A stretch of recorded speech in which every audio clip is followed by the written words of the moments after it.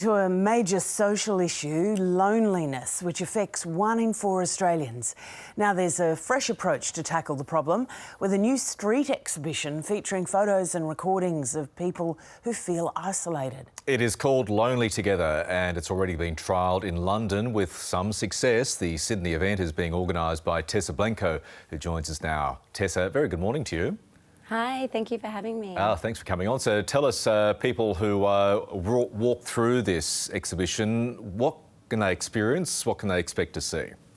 Yeah, so Lonely Together is sort of quite an immersive experience. When they're invited to the exhibition, they're invited to put on a set of headphones and to move through the space. And as they're moving through the space, you don't actually know which story belongs to which person, and that's quite a deliberate thing in the sense that, you know, when we're walking down the street, we don't always know what's going on for someone when we see them and what's going on underneath. And so by listening to the stories, you'll hear from 10 different people that live in sort of the Sydney and Greater Sydney area about their experience with loneliness. And the stories are really diverse. The whole point of it is for it to showcase as lots of different people, different ages, all feeling different ways of experiencing loneliness. And once people finish up listening to these stories and finishing the exhibition, they're being invited, aren't they, to jot down their thoughts and potentially their own experiences, Tessa, with loneliness?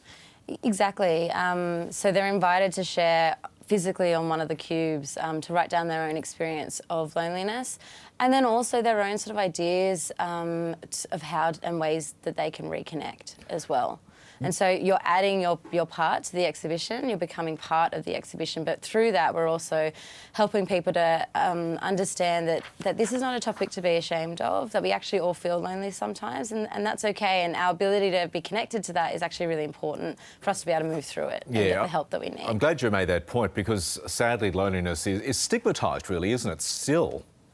Yeah, definitely. It's an interesting one, though. I think a lot of the research that's coming out of London, a BBC loneliness experiment back in 2019 did a lot of research on stigma around loneliness. And what they found was that actually the stigma is perceived. So we think that people are going to treat us differently or mock us or judge us if we were to open up about loneliness.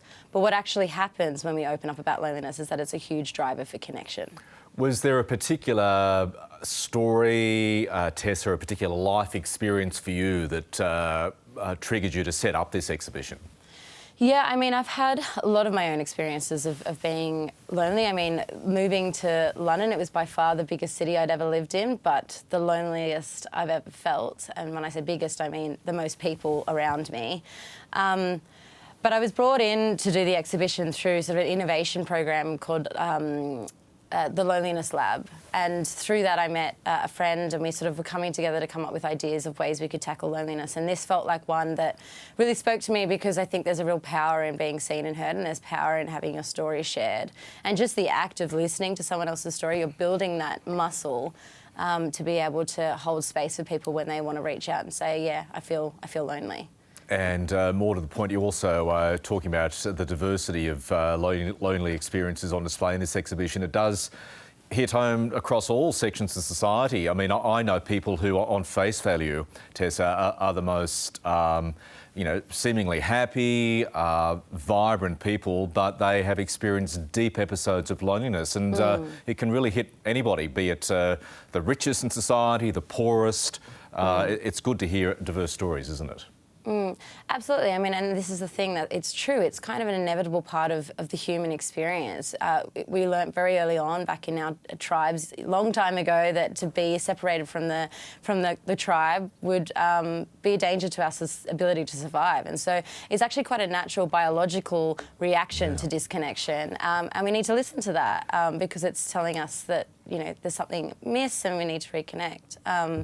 But the diversity of stories is really important because I think often when we think lonely, we think of the elderly, and that's very true. They're the second largest demographic to be and to feel lonely. However, the loneliest demographic are actually those aged between 16 and 24, so the youngest in society, and we don't talk about that often. And I'm glad your exhibition is helping us to have that conversation. Hey, where can people in Sydney go and see it? Yeah, so it's on at Darling Quarter, so 1 Harbour Street in Darling Quarter. It'll be here until the 27th of October, so it's World Mental Health Day today, and so this felt like a really important time to really be talking about this and to provide space for us to be talking about this issue. But yeah, you can come along. If you're coming along during the week, just bring your own set of headphones to listen, but if you're coming on the weekend, we'll be there with volunteers, handing out headphones and providing space for us to actually talk openly about this topic.